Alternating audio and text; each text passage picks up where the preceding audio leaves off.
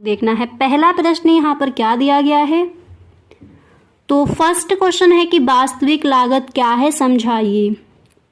ठीक है, अगर आप भी इस बार क्लास 12th में और इस बार का बोर्ड एग्जाम देने वाले हो तो ये वीडियो आपके लिए बहुत ही हेल्पफुल होने वाला है, तो वीडियो को आप बिल्कुल भी स्किप ना करें अगर सच में आप इकोनॉमिक्स के पेपर में फुल मार्क्स लाना चाहते हो। ठीक है, तो अतलग उत्तरीय प्रश्न में जो मोस्ट इंपॉर्टेंट है क्वेश्चन उनको यहाँ पर हम देखेंगे।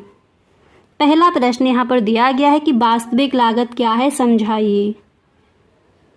तो सबसे पहले गाइस आपको हेडिंग डालनी है वास्तविक लागत, और इसके बाद आप लिखोगे कि वास्तविक लागत का अर्थ उन सब कष्टों, प्रयत्नों तथा त्याग से है जो किसी वस्तु के उत्पादन में उठाने पड़ते हैं। इसके बाद आप लिखोगे कि वास्तविक लागत को सामाजिक लागत भी कहा जाता है क्योंकि समाज को वस्तुओं के उत्पादन में कष्ट एवं त्याग का सामना करना पड़ता है। ठीक है, तो इस तरह से वहाँ पर आप लिख कर आओगे कि वास्तविक लागत क्या है। इसके बाद यहाँ पर सेकंड क्वेश्चन आपको कौन सा तैयार करना है, चलिए उसको देख लेते हैं।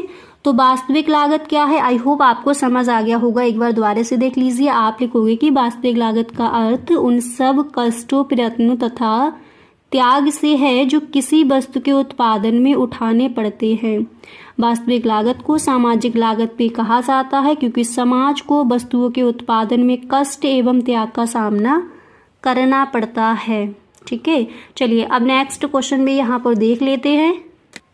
तो यहाँ पर देखिए गाइस, आप सेकंड क्वेश्चन यहाँ पर कौन सा तैयार करोगे। नेक्स्ट आपको ये तैयार कर लेना है कि किसी वस्तु की पूर्ति का अर्थ लिखिए। ठीक है, और किसी वस्तु की पूर्ति का अर्थ लिखिए। इसमें आप सबसे पहले आपको हेडिंग डालनी है वस्तु की पूर्ति का अर्थ, और फिर इसमें आपको इस तरह से लिखना है कि किसी वस्तु की पूर्ति से तात्पर्य वस्तु की उस मात्रा से है जिसको उत्पादक या विक्रेता एक निश्चित अवधि के दौरान एक निश्चित कीमत पर बेचने योग्य या बेचने के इच्छुक है। ठीक है, तो किसी वस्तु की पूर्ति का अर्थ लिखिए। वस्तु की पूर्ति का अर्थ हेडिंग डालने के बाद आपको इस तरह से इस प्रश्न का आंसर वहां पर लिख कर आना है। ठीक है, तो सेकंड क्वेश्चन आपको ये तैयार कर देना है। इसी के साथ चलिए आप देख लेते हैं कि नेक्स्ट क्वेश्चन आप कौन सा तैयार करोगे, और वीडियो को आप बिल्कुल भी स्किप ना करें अगर सच में इकोनॉमिक्स के पेपर में आप फुल मार्क्स लाना चाहते हो। इसी के साथ यहाँ पर देख लीजिए अगला क्वेश्चन आपको कौन सा तैयार करना है। तो आप देख सकते हो क्वेश्चन यहाँ पर आपका दिया गया है कि गिफिन वस्तुएं क्या है, और ये क्वेश्चन गाइस मोस्ट इम्पोर्टेंट है क्योंकि ये क्वेश्चन आपका कई बार पूछा गया है बोर्ड एग्जाम में। ठीक है, तो जो भी क्वेश्चन गाइस आपके इंपॉर्टेंट हैं उन सभी प्रश्नों पर यहाँ पर हम डिस्कस करेंगे। वीडियो को आप बिल्कुल भी स्किप ना करें। गिफिन वस्तुएं क्या है, कई बार पूछा गया है। तो आप लिखोगे, सबसे पहले हेडिंग डालोगे गिफिन वस्तुएं। इसमें आपको लिखना है कि गिफिन वस्तु ऐसी निम्न कोटि की वस्तु है जिसका आय प्रभाव ऋणात्मक होता है। ठीक है, कैसा होता है, ऋणात्मक होता है, तथा कीमत प्रभाव धनात्मक होता है। गिफिन वस्तु पर मांग का नियम लागू नहीं होता। अब एक बार इस क्वेश्चन को देख लीजिए। क्वेश्चन आपको क्या दिया गया है, प्रश्न हमें यहाँ पर दिया गया है कि गिफिन वस्तुएं क्या हैं। तो गिफिन वस्तुएं क्या है, आपको हेडिंग डालकर वहां पर किस तरह से लिखना है आप देख सकते हो। इसी के साथ अगला क्वेश्चन यहाँ पर आप देख सकते हो क्या दिया गया है कि आर्थिक समस्या क्या होती है। ये भी आपका मोस्ट इम्पोर्टेंट है। तो आर्थिक समस्या क्या होती है, आर्थिक समस्या हम किसे कहते हैं, आप लिखोगे सबसे पहले हेडिंग डालोगे आर्थिक समस्या, और इसमें आप लिखोगे कि विभिन्न आवश्यकताओं की पूर्ति करने के लिए सीमित साधनों के प्रयोग से उत्पन्न चयन की समस्या को ही हम आर्थिक समस्या कहते हैं। क्या लिखोगी कि विभिन्न आवश्यकताओं की पूर्ति करने के लिए सीमित साधनों के प्रयोग से उत्पन्न चयन की समस्या को ही हम आर्थिक समस्या कहते हैं। ठीक है, चलिए इसके बाद यहाँ पर अगला क्वेश्चन आप कौन सा तैयार करोगे। यहाँ पर दिया गया है कि समष्टि अर्थशास्त्र को परिभाषित कीजिए। मोस्ट इम्पोर्टेंट क्वेश्चन, समष्टि अर्थशास्त्र, व्यष्टि अर्थशास्त्र की परिभाषा अच्छे से तैयार कर लीजिए। तो समष्टि अर्थशास्त्र को परिभाषित कीजिए। सबसे पहले आप हेडिंग डालोगे समष्टि अर्थशास्त्र। आप लिखोगे कि समष्टि अर्थशास्त्र में सामूहिक स्तर पर आर्थिक समस्याओं जैसे संपूर्ण अर्थव्यवस्था के कुल उपभोग, सामान्य कीमत स्तर, कुल रोजगार, राष्ट्रीय आय आदि का अध्ययन किया जाता है। तो वो किसके अंतर्गत आता है, समष्टि अर्थशास्त्र के अंतर्गत। ठीक है, तो समष्टि अर्थशास्त्र क्या है, इसकी परिभाषा क्या हो जाएगी, आपने देख लिया। आर्थिक समस्या क्या है और गिफिन वस्तुएं क्या है, इन सभी क्वेश्चंस को आप देख चुकी हो। इसी के साथ अगला क्वेश्चन आप कौन सा तैयार करोगे, तो चलिए उसको देख लेते हैं। इसी के साथ यहाँ पर आपका नेक्स्ट क्वेश्चन क्या दिया गया है कि राजकोषीय नीति से आप क्या समझते हैं। ठीक है, राजकोषीय नीति क्या है, राजकोषीय नीति से आप क्या समझते हैं। सबसे पहले आप हेडिंग डालोगे राजकोषीय नीति। हेडिंग डालने के बाद आप लिखोगे कि सार्वजनिक व्यय, कराधान और सार्वजनिक ऋण से संबंधित सरकारी उपायों को ही राजकोषीय उपाय कहा जाता है। इसके बाद आप लिखोगे कि इनसे संबंधित नीति को हम राजकोषीय नीति अथवा बजट नीति कहते हैं। इसके बाद यहाँ पर आप हेडिंग डालोगे राजकोषीय नीति। ठीक है, राजकोषीय नीति के उपाय, इसमें आप लिखोगे कि सार्वजनिक व्यय, करारोपण, सार्वजनिक ऋण, घाटे की वित्त व्यवस्था या घाटे का बजट, ये सब क्या है, राजकोषीय नीति के उपाय हैं। तो एक बार इस क्वेश्चन को आप देख लीजिए, इस तरह से वहां पर इस क्वेश्चन का आंसर आप लिख कर आओगे। इसी तरह से गाइज नेक्स्ट क्वेश्चन आपका कौन सा इंपॉर्टेंट है, तो चलिए उसको भी यहाँ पर हम देख लेते हैं।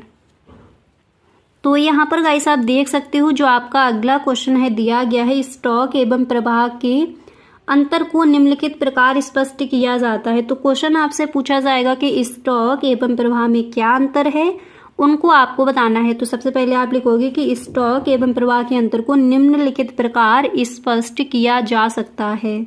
ठीक है, और इधर आपको लिखना है स्टॉक और इधर आपको लिखना है प्रवाह। और इसमें देखिए आप किस तरह से लिखोगे, सबसे पहले इधर देख लीजिए स्टॉक क्या है, उसके बाद प्रवाह में क्या आपको लिखना है उसको देखेंगे। स्टॉक आप लिखोगे कि किसी एक विशेष समय बिंदु पर मापी जाने वाली आर्थिक चर की मात्रा क्या कहलाती है, स्टॉक। सेकंड यहाँ पर आप लिखोगे यह एक स्थैतिक अवधारणा है। और नेक्स्ट आपको यहाँ पर पॉइंट लिखना है कि स्टॉक का कोई समय परिमाप नहीं होता। और नेक्स्ट यहाँ पर आपको लिखना है कि स्टॉक पूंजी स्टॉक है। ठीक है, 4 पॉइंट यहाँ पर हो गए। अब इधर आप देख लीजिए, आपको इधर क्या लिखना है, आप लिखोगे कि प्रवाह किसी एक समयावधि के दौरान मापी जाने वाली आर्थिक चर की मात्रा है। और इधर आप लिखोगे कि यह एक प्रायोगिक अवधारणा है। और तीसरा पॉइंट इसमें आपको ये लिखना है कि प्रवाह का परिमाप होता है और स्टॉक का कोई समय परिमाप नहीं होता। और फिर इसमें चौथा पॉइंट आपको लिखना है कि राष्ट्रीय आय प्रवाह है और स्टॉक एक पूंजी स्टॉक है और राष्ट्रीय आय प्रवाह है। ठीक है, तो इस तरह से वहां पर आप इन दोनों में जो अंतर पूछे गए हैं तो इस तरह से लिखोगे। इसी तरह से अगला क्वेश्चन भी देख लीजिए कौन सा इंपॉर्टेंट है। तो चलिए गाइस, इसी तरह से यहाँ पर हम देख लेते हैं कि नेक्स्ट क्वेश्चन आप कौन सा तैयार करोगे। क्वेश्चन है कि उत्पादन संभावना वक्र क्या है। ठीक है, उत्पादन संभावना वक्र क्या है, तो चलिए सबसे पहले हेडिंग डालोगे उत्पादन संभावना वक्र। हेडिंग डालने के बाद यहाँ पर देखिए आपको वहां पर किस तरह से लिखना है, आप लिखोगे उत्पादन संभावना वक्र। हेडिंग डालने के बाद आपको लिखना है कि उत्पादन संभावना वक्र दो वस्तुओं एक्स तथा वाई के उन सभी संयोगों को बताता है जिनका उत्पादन अर्थव्यवस्था के संसाधनों का पूर्ण रूप से प्रयोग करने पर किया जाता है। ठीक है, इतना लिखने के बाद फिर यहाँ पर आपको किस तरह से लिखना है, आप लिखोगे जबकि साधनों की मात्रा स्थिर है, उनका पूर्ण उपयोग हो रहा है और उत्पादन तकनीकी दी हुई है। अब इस क्वेश्चन का एक बार आप आंसर देख लीजिए, किस तरह से लिखोगे कि उत्पादन संभावना वक्र दो वस्तुओं एक्स तथा वाई के उन सभी संयोगों को बताता है जिनका उत्पादन अर्थव्यवस्था के संसाधनों का पूर्ण रूप से उपयोग करने पर किया जाता है, जबकि साधनों की मात्रा स्थिर है, उनका पूर्ण उपयोग हो रहा है और उत्पादन तकनीकी दी हुई है। अगला क्वेश्चन आप ये भी तैयार कर लेंगे, ये भी आपका इंपॉर्टेंट है। आगत तथा निर्गत से आप क्या समझते हैं, आप लिखोगे, पहले हेडिंग डालोगे आगत तथा निर्गत। और इसमें आप लिखोगे कि अर्थशास्त्र में उत्पादन के वे तत्व जिनका प्रयोग किसी निश्चित वस्तु या सेवा के निर्माण में किया जाता है आगत कहलाते हैं, जबकि उत्पादन प्रक्रिया के परिणाम स्वरूप निर्मित वस्तुओं या सेवा को हम क्या कहते हैं, निर्गत कहा जाता है। तो इन दोनों क्वेश्चन को देख लीजिए, दोनों ही आपके इम्पोर्टेंट हैं। इसी तरह से कुछ और भी जैसे आप तैयार कर लेंगे क्वेश्चन, अल्पकाल एवं दीर्घकाल में क्या भेद है, सूक्ष्म अर्थशास्त्र क्या है, चयन की समस्या क्या है, मध्यवर्ती वस्तुएं क्या हैं, ठीक है, और एक समष्टि अर्थशास्त्र व्यष्टि अर्थशास्त्र में अंतर स्पष्ट कीजिए, ठीक है। तो गाइस ये हैं आपके मोस्ट इम्पोर्टेंट क्वेश्चन और इनको आपको तैयार करना है। अब आपके पास टाइम ज़्यादा नहीं है, तो गाइस जो मोस्ट इम्पोर्टेंट क्वेश्चन है उन्हीं पर आपको अभी वर्क करना है, और जो भी क्वेश्चन गाइस दिए जाते हैं उन सभी क्वेश्चंस को आप याद कीजिए, उसके बाद खुद से आपको लिख कर देखना है, ठीक है। अगर इस तरह से अभी से आप तैयारी करना स्टार्ट कर दोगे तो वहाँ पर बोर्ड एग्जाम में भी आप वहाँ पर अच्छे से लिख पाओगे।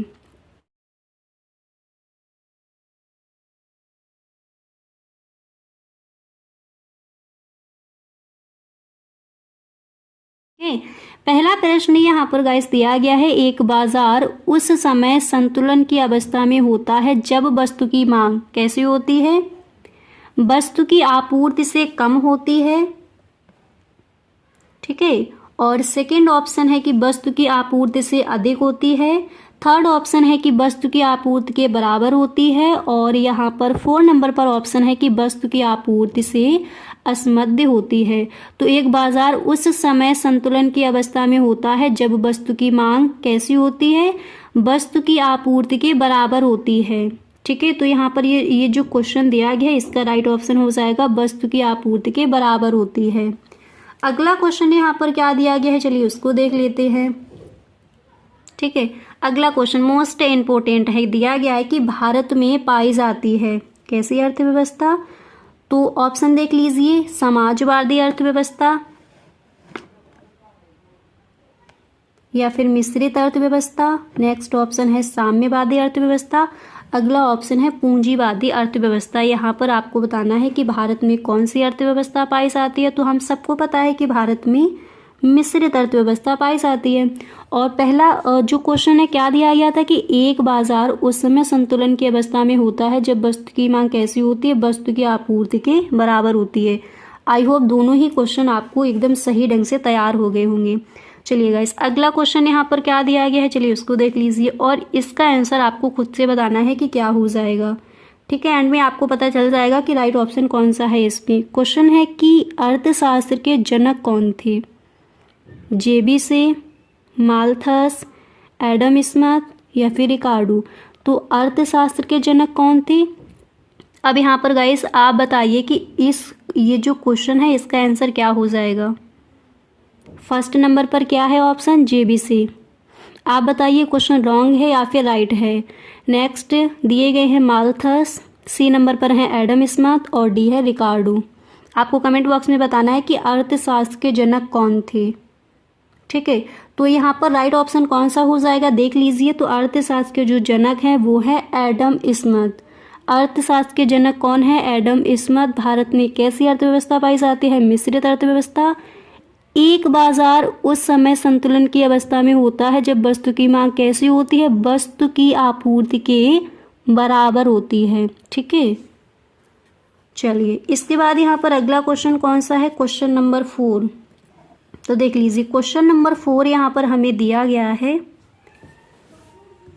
कि निम्नलिखित में से किसका व्यष्टि अर्थशास्त्र के अंतर्गत अध्ययन किया जाता है। ये वही क्वेश्चन है गाइस जो हर बार बोर्ड एग्जाम में आज किए जाते हैं। तो निम्नलिखित में से किसका व्यष्टि अर्थशास्त्र के अंतर्गत हम अध्ययन करते हैं। ऑप्शन देख लीजिए, कपड़ा उद्योग, सेकंड ऑप्शन बेरोजगारी, थर्ड ऑप्शन प्राथमिक क्षेत्र एंड डी नंबर पर हमें ऑप्शन मिला है ये सभी। तो निम्नलिखित में से किसका व्यष्टि अर्थशास्त्र के अंतर्गत अध्ययन किया जाता है। दिया गया है व्यष्टि अर्थशास्त्र। व्यष्टि अर्थशास्त्र का मतलब होता है छोटा अर्थशास्त्र, यानी हम कह सकते हैं सूक्ष्म अर्थशास्त्र। तो एक सूक्ष्म जो छोटा अर्थशास्त्र है उसके अंतर्गत हम किसका अध्ययन करेंगे, कपड़ा उद्योग का करेंगे, बेरोजगारी का करेंगे, प्राथमिक क्षेत्र का करेंगे या फिर इन सब का करेंगे, ठीक है। तो हम सबको पता है कि इसके अंतर्गत अध्ययन किया जाएगा कपड़ा उद्योग का। चलिए गाइस इसके बाद यहाँ पर 5वां क्वेश्चन आपका क्या दिया गया, चलिए उसको देख लेते हैं। तो नेक्स्ट क्वेश्चन है कि निम्नलिखित में से कौन सी आर्थिक क्रिया है, ठीक है। तो क्या है आर्थिक क्रिया, चलिए पहले यहाँ पर ऑप्शन देख लीजिए। ए नंबर पर ऑप्शन है उपभोग, बी नंबर पर ऑप्शन है उत्पादन, सी नंबर पर ऑप्शन है विनिमय और डी नंबर पर ऑप्शन है ये सभी। तो निम्नलिखित में से कौन सी आर्थिक क्रिया है, ये यहाँ पर आपसे पूछा गया है। तो आर्थिक क्रिया कौन सी हो जाएगी? उपभोग भी राइट है, उत्पादन भी है और विनिमय, यानी ये सभी जो ऑप्शन है राइट ऑप्शन है यहाँ पर। ठीक है, तो यहाँ पर आपने देख लिए हैं 5 क्वेश्चंस। चलिए अब छठा क्वेश्चन यहाँ पर दिया गया है कि सकारात्मक अर्थशास्त्र संबंधित है, किससे संबंधित है? तथ्यों से, सुझावों से, ए और बी दोनों से या फिर इनमें से कोई नहीं। तो सकारात्मक अर्थशास्त्र पूछा गया है, सकारात्मक अर्थशास्त्र संबंधित है, किससे संबंधित है? सुझावों से, ए और बी दोनों से, इनमें से कोई नहीं। तो राइट ऑप्शन हो जाएगा तथ्यों से। अगला क्वेश्चन है कि व्यष्टि अर्थशास्त्र में सम्मिलित होती है व्यक्तिगत इकाई, छोटे छोटे चर, व्यक्तिगत मूल्य निर्धारण या फिर ये सभी। तो व्यष्टि अर्थशास्त्र में सम्मिलित होती है, तो व्यष्टि अर्थशास्त्र में क्या सम्मिलित होती है, यहाँ पर कौन सा ऑप्शन राइट होगा? तो ध्यान रखना कि व्यष्टि अर्थशास्त्र में सम्मिलित होती है, ये सभी जो ऑप्शन है राइट हो जाएगा। ठीक है, अब चलिए एक बार इन क्वेश्चंस को देख लीजिए, इसके बाद और भी आपके मोस्ट इम्पोर्टेंट क्वेश्चन हैं बहुविकल्पीय प्रश्न, उनको भी यहाँ पर हम देखेंगे। तो ये क्वेश्चन है जो आपके मोस्ट इम्पोर्टेंट है, इनको आपने देख लिया। चलिए अब और भी क्वेश्चन है, उन पर भी यहाँ पर डिस्कस कर लेते हैं ताकि आपको आइडिया लग जाए कि बहुविकल्पीय प्रश्न मोस्ट इम्पोर्टेंट पूरी बुक से कौन कौन से हैं। चलिएगा इसे यहाँ पर देख लीजिए, क्वेश्चन आपका फटाफट से देख लीजिए। क्वेश्चन क्या दिया गया है कि जब सीमांत उत्पादन शून्य होता है तब कुल उत्पादन होता है कैसा? न्यूनतम, ये सभी, अधिकतम या फिर इनमें से कोई नहीं। तो यहाँ पर चलिए बताइए राइट ऑप्शन आपका कौन सा होगा। ठीक है, तो ध्यान रखना गाइस कि जब सीमांत उत्पादन शून्य होता है तब कुल उत्पादन कैसा होता है? अधिकतम होता है। अगला क्वेश्चन देख लीजिए। नेक्स्ट हमें यहाँ पर क्वेश्चन क्या दिया गया है, तो नेक्स्ट क्वेश्चन यहाँ पर आप देख सकते हो। चलिए अगला क्वेश्चन है कि उत्पादन का अर्थ है, तो उत्पादन का क्या अर्थ है? तो पहले यहाँ पर ऑप्शन देख लीजिए, उपयोगिता की हानि, उपयोगिता का विनाश, उपयोगिता का सृजन, इनमें से कोई नहीं। उत्पादन का अर्थ हम सबको पता है, उत्पादन का अर्थ क्या है? तो उत्पादन का अर्थ क्या हो जाएगा? उपयोगिता का सृजन। ठीक है, और ये जो क्वेश्चन है 3 रॉन्ग है, सी नंबर पर राइट ऑप्शन है। चलिए अगला क्वेश्चन यहाँ पर देख लीजिए फटाफट से। अगला क्वेश्चन यहाँ पर गाइस आपका दिया गया है कि जब उत्पादन शून्य होता है तो कुल लागत कैसी होगी? तो जब उत्पादन शून्य होता है तो कुल लागत शून्य होती है, स्थिर लागत के बराबर होती है या फिर परिवर्ती लागत के बराबर या फिर सीमांत लागत के बराबर। आपको ध्यान रखना है कि जब उत्पादन शून्य होता है तो कुल लागत कैसी होगी? स्थिर लागत के बराबर। ठीक है, चलिए अगला क्वेश्चन इसके बाद यहाँ पर देख लीजिए। तो नेक्स्ट हमें क्या दिया गया है? अगला क्वेश्चन यहाँ पर हमें दिया गया है कि औसत लागत वक्र का आकार होता है, मोस्ट इम्पोर्टेंट। आप पेपर उठाकर देखना, कई बार ये क्वेश्चन पूछा गया है। ठीक है, तो गाइस औसत लागत वक्र का आकार कैसा होता है? बी आकार, यू आकार, क्षैतिज सरल रेखा या फिर डी दिया गया ऊर्ध्व रेखा।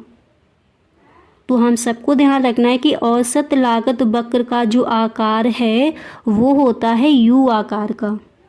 ठीक है, चलिए इसके बाद क्वेश्चन नेक्स्ट भी देख लीजिए। अगला यहाँ पर हमें क्या दिया गया है? तो नेक्स्ट क्वेश्चन है कि वर्तमान युग में उत्पादन के कितने साधन होते हैं? ठीक है, तो वर्तमान युग में उत्पादन के कितने साधन होते हैं? 3, 4, 5 या फिर 6। कौन सा ऑप्शन राइट होगा? तो डी नंबर पर जो ऑप्शन है गलत ऑप्शन है, बी नंबर पर जो ऑप्शन है ये भी आपका गलत ऑप्शन है, ए नंबर पर ऑप्शन है कैसा हो जाएगा? ये भी आपका गलत ऑप्शन है। तो वर्तमान युग में उत्पादन के कितने साधन स्थिर हैं? 5 यहाँ पर जो ऑप्शन है 5 ये आपका हो जाएगा राइट ऑप्शन। तो गाइस कुछ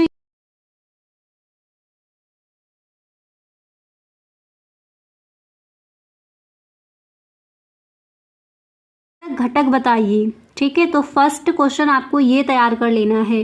और गाइस आपको ध्यान रखना है जो भी क्वेश्चन यहाँ पर दिए जाएं सारे ही क्वेश्चन मोस्ट इम्पोर्टेंट हैं, तो बिल्कुल भी आपको ये नहीं करना है कि एक भी क्वेश्चन को आप छोड़ दें, सारे क्वेश्चन आपको अच्छे से तैयार कर लेने हैं।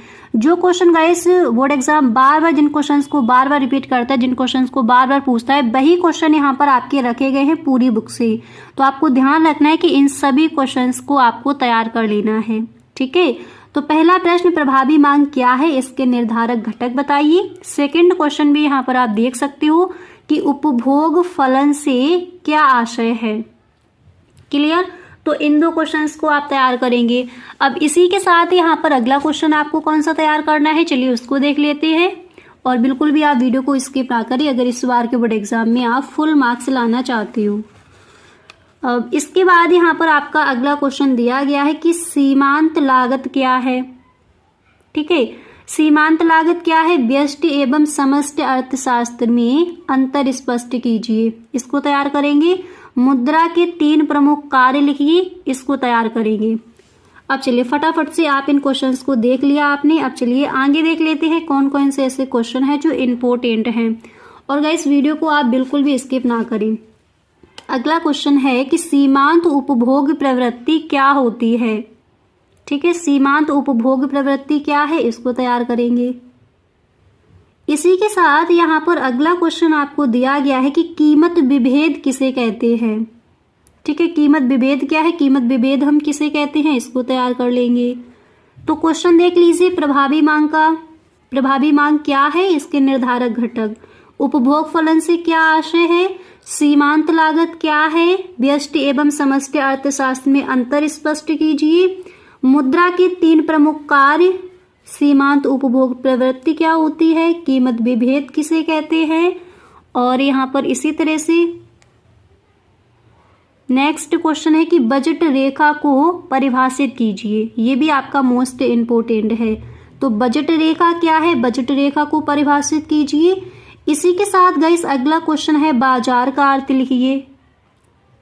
बजट रेखा को परिभाषित कीजिए, बाजार का अर्थ लिखिए, ठीक है। तो ये है आपके मोस्ट इम्पोर्टेंट क्वेश्चन।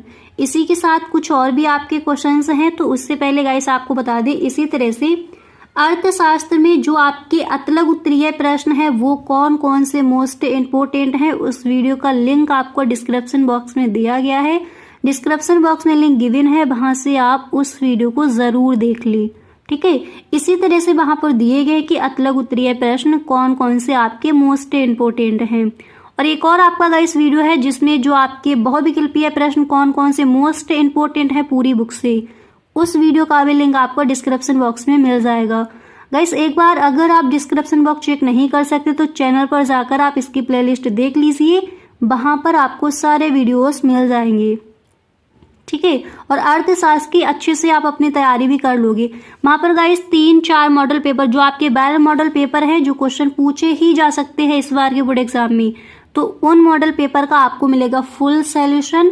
तो प्लीज एक बार आप जरूर चेक कर ले अगर इकोनॉमिक्स के पेपर में आप फुल मार्क्स लाना चाहते हो, ठीक है। तो चैनल पर जाकर आपको देख लेना है कि कौन कौन से आपके ऐसे क्वेश्चन है जो इम्पोर्टेंट है। मॉडल पेपर का फुल सॉल्यूशन भी दिया गया है, तो उसको भी सॉल्व करके ही आप बोर्ड एग्जाम देने जाएं, ठीक है।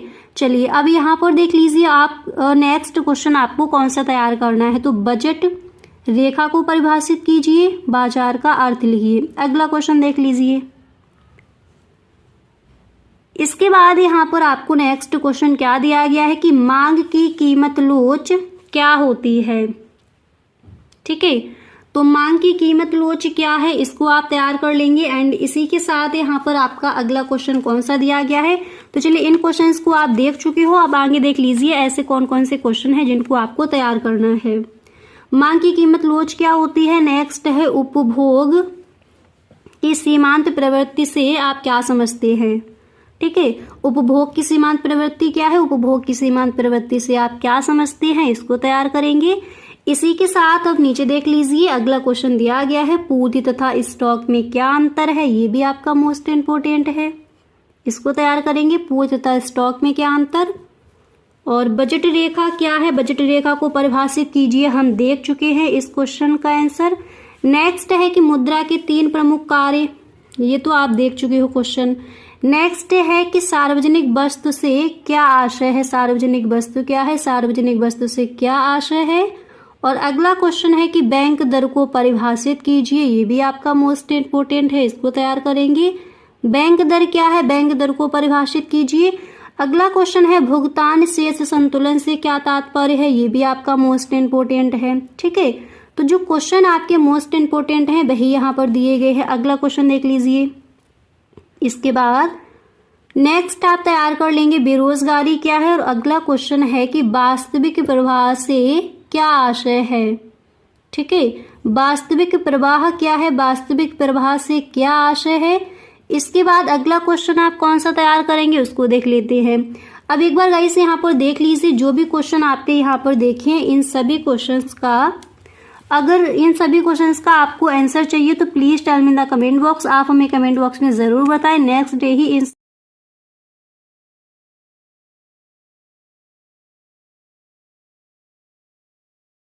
प्रश्न यहाँ पर देख लीजिए क्या दिया गया है। चलिए यहाँ पर देख लेते हैं कि जो मोस्ट इम्पोर्टेंट क्वेश्चन है वो आपके कौन कौन से हैं, कौन कौन से ऐसे क्वेश्चन हैं जिनको आपको तैयार करना है। क्लियर। तो पहला प्रश्न हमें यहाँ पर मिला है कि बजट क्या है, बजट की संरचना यानी घटक पर प्रकाश डालिए। ठीक है, बजट क्या है, और सारे क्वेश्चन के आंसर भी साथ में आपको मिलेंगे, बिल्कुल भी आप वीडियो को स्किप ना करें। सबसे पहले आप हेडिंग डालोगे बजट। हेडिंग डालने के बाद यहाँ पर देखिए आप लिखोगे कि बजट एक विस्तृत आर्थिक विवरण है जिसमें सरकार के एक वित्तीय वर्ष यानी 1 अप्रैल से 31 मार्च, जिसमें सरकार के एक वित्तीय वर्ष के लिए अनुमानित आय व्यय का ब्यौरा होता है।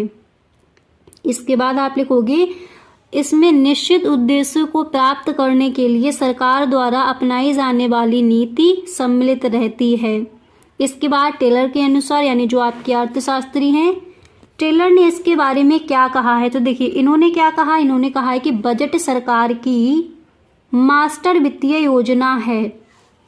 यह आगामी आय के अनुमान तथा बजट कार्य के प्रस्तावित व्ययों के अनुमान साथ साथ प्रदान करता है।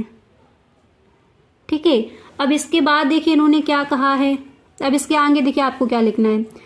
आप लिखोगे बजट की संरचना। बजट की संरचना हेडिंग डालने के बाद इसमें आपको क्या लिखना है उसको देख लीजिए। इसमें आप लिखोगे कि बजट के 2 प्रमुख संगठक हैं, कौन कौन से, बजट प्राप्तियां, बजट व्यय। तो यहाँ पर देख लीजिए कि जैसे फर्स्ट आपका क्या हो गया इसका कि बजट प्राप्तियां, और सेकंड बजट व्यय।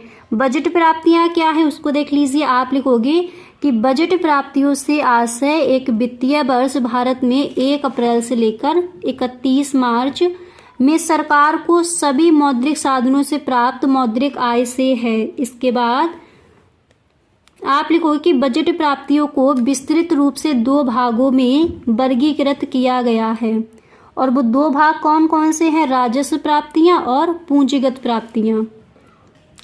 इसमें आप लिखोगे राजस्व प्राप्तियां आपको हेडिंग डालनी है, और इसमें आप लिखोगे कि सरकार की राजस्व प्राप्तियों से आशय उन सभी मौद्रिक प्राप्तियों से है जिनमें निम्नलिखित 2 विशेषताएं पाई जाती हैं। ठीक है, और वो 2 विशेषताएं कौन सी हैं। आप लिखोगे वे प्राप्तियां जिनमें सरकार की कोई देयता उत्पन्न नहीं होती जैसे कर, और वे प्राप्तियां जिनसे सरकार की परिसंपत्ति में कोई कमी नहीं होती जैसे सार्वजनिक क्षेत्र के अंशों का विक्रय। ठीक है, तो राजस्व प्राप्तियां यहां पर आपको हेडिंग डालनी थी और इस तरह से लिखना था। क्लियर। अब इसके आगे आपको नेक्स्ट हेडिंग डालनी है राजस्व प्राप्तियों के घटक। तो क्वेश्चन एक बार आप देख लीजिए, ये क्वेश्चन आपका विस्तृत में पूछा जाता है। तो पहला प्रश्न क्या था कि बजट क्या है, बजट की प्राप्ति, बजट की संरचना पर प्रकाश डालिए। तो बजट क्या है वो आपने देख लिया। बजट की संरचना में आपने देखा कि बजट के 2 प्रमुख संगठक हैं, बजट प्राप्तियां, बजट व्यय। बजट प्राप्तियां क्या हैं आपने देख लिया। फिर आपने देखा कि बजट प्राप्तियों को विस्तृत रूप से 2 भागों में वर्गीकृत किया गया है। वो 2 भाग कौन कौन से हैं, राजस्व प्राप्तियां और पूंजीगत प्राप्तियां। तो राजस्व प्राप्तियां क्या हैं आपने देख लिया। अब यहाँ पर हम देखेंगे कि राजस्व प्राप्तियां के घटक कौन कौन से हैं। ठीक है, तो चलिए उन पर डिस्कस यहाँ पर कर लेते हैं। तो नेक्स्ट हेडिंग यहाँ पर आपकी क्या पड़ेगी, नेक्स्ट हेडिंग आपको यहाँ पर डालनी है राजस्व प्राप्तियों के घटक। और यहाँ पर देखिए हेडिंग डालने के बाद यहाँ पर आप लिखोगे राजस्व प्राप्तियों के घटक में हेडिंग डालने के बाद फर्स्ट हेडिंग पड़ेगी कर प्राप्तियां। इसमें आप लिखोगे कर वह अनिवार्य भुगतान है जो एक व्यक्ति या फर्म द्वारा सरकार को दिया जाता है। करदाता को सरकार से मिलने वाले लाभ को इसमें कोई संबंध नहीं होता। और गैर कर प्राप्तियां क्या हैं उनको देख लीजिए। गैर कर प्राप्तियां हेडिंग डालने के बाद यहाँ पर आप क्या लिखोगे, आप लिखोगे कि प्रमुख गैर कर प्राप्तियां निम्नलिखित हैं। फीस, लाइसेंस तथा परमिट। फीस क्या है, आप लिखोगे सरकार द्वारा व्यक्तियों को प्रदान की जाने वाली सेवाओं के लिए दिया गया भुगतान फीस कहलाता है। लाइसेंस तथा परमिट आप लिखोगे सरकार द्वारा व्यक्तियों को कुछ करने की अनुमति देने के लिए उनसे जो भुगतान लिया जाता है उसे हम लाइसेंस या परमिट फीस कहा जाता है, जैसे आयात लाइसेंस, ड्राइविंग लाइसेंस आदि। ठीक है, अब इसके बाद यहाँ पर देखिए आपको क्या करना है।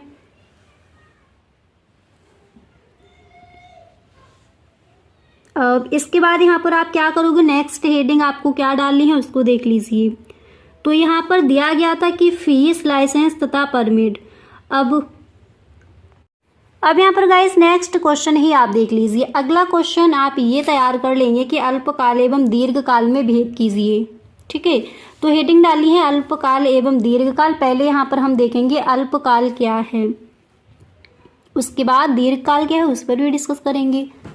तो अल्पकाल क्या है उसको पहले देख लीजिए। आप यहाँ पर इस तरह से लिखोगे कि अल्पकाल में